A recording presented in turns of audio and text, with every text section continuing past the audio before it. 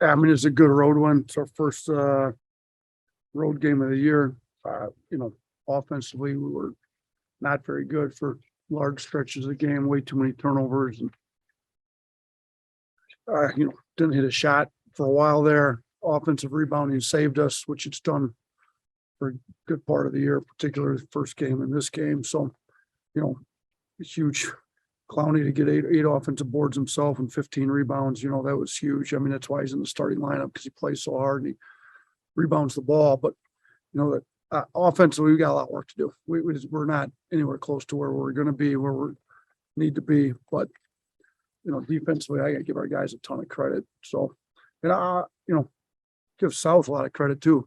They were on the ropes. We had them down 20. That's kind of what I'd said to JQ. If we need a spark, we'll bring you in. Or if we get up 20 and we got a chance to get you some minutes, to start getting your feet wet in a real game, we'll put you in. I looked up at the under 8 media. We're up 20. Next thing you know, we're only up 8. So, I didn't want to. That was definitely not JQ's fault, but they went on a run. They hung in there. They scrapped and fought and clawed. And, we had to kind of hold them off there at the end. It should have been 20 points at the under 8, trying to move it closer to 30. Instead, they did what they needed to. Richie's got a fiery personality, and his teams are always scrappy and fight and claw. So figured that's what they would do, and we didn't do a very good job closing it. I think they went on a big run. We had 7 turnovers in that stretch.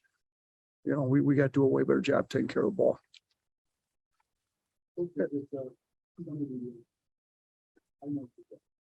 Yeah, go ahead. Coach, on offense, what are some of the things you want to see? The shot selection, the throws, and fewer turnovers. I mean, shot selections,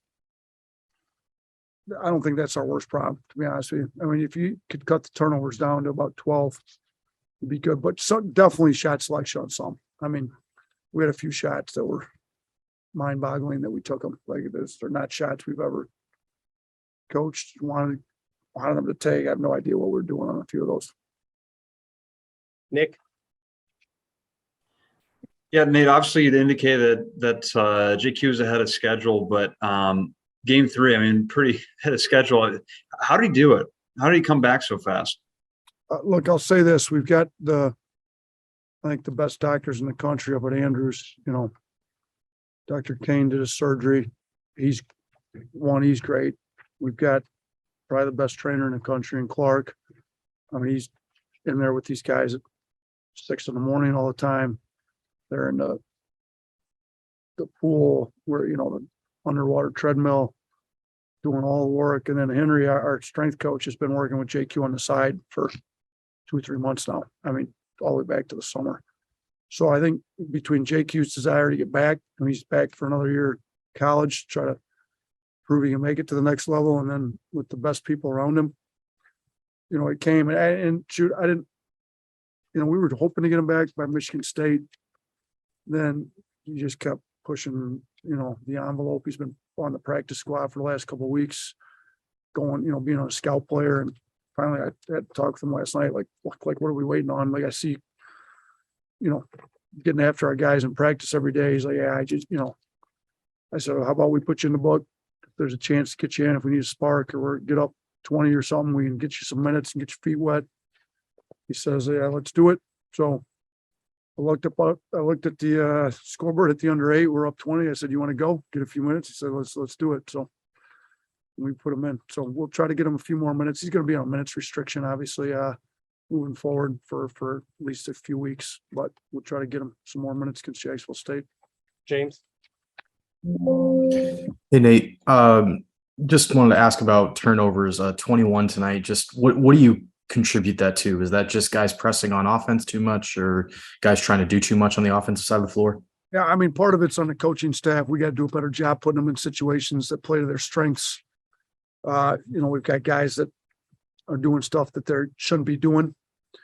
So we got to do a better job coaching them on what we want them to do. So we've got some really good players, but some of them are elite level role players that need to play their role, to be honest with you. Like, we don't need 5 guys on the floor creating offense for everybody. We need some guys to make shots, be guys that play off other guys and do a better job of doing that. So we've got to do a better job convincing our guys that what their role is.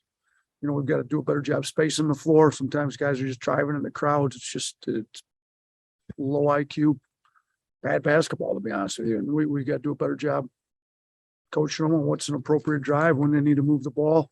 Sometimes I think we're passing up shots because we missed the one before. Like, whether you missed the shot before or not, if it's a good shot, you have to take it. And some of our guys, I go back to Noah Gurley's charge. Like, he was wide open from three. Like, we need to take shots. If you're a shooter and he's been making shots at a high clip in practice, you got to take the open shots when they're available. Coaches got to do a better job coaching the offensive end of the floor. We're not doing a very good job of that right now. Last one, because we got to go, Charlie. Well, Coach, going back to JQ, you mentioned him being on a minutes restriction. Just how close to 100% do you think he is? And when he is back to that, just what kind of boost does he give you guys? I mean, it gives us a huge boost. I think, Sears' best quality about him is he can make open shots, and he's a great shooter. I think JQ can get him shots. I think JQ can get Namari, Rylan, Brandon. JQ's the best we got on the team of getting in the lane, breaking people down on our offensive end, getting the ball moving. He takes care of the ball. So obviously, he's not back to full strength. He's got to get some confidence. He had a couple turnovers. Like that's fine. We'll get those out of the system. We'll get him back to where he's feeling comfortable, and hopefully by, PKI up in Portland, he's back to looking a lot closer to 100%. So before I end, I'd just like to thank all the Alabama fans down here in Mobile. We played this game down here for a reason. We wanted to play it down here to get fans, Alabama Crimson Tide fans in Mobile, a chance to watch us play live. We had a good amount of fans in the crowd. I thought it was great. We play games in Birmingham every year. We've gone to Huntsville to get the fans in Huntsville. We wanted to come down to Mobile. I don't know if Alabama's ever played South down in Mobile. So I thank the fans that came out. Give Richie some credit. He was willing to play us. He knew it was, this is a home game for them that was going to be hard for them to win, but he took it. So give them credit. Give our fans down here credit. It's a fun game for us to play in front of a greater, environment. South fans were great too. So all in all, a good college basketball game here tonight.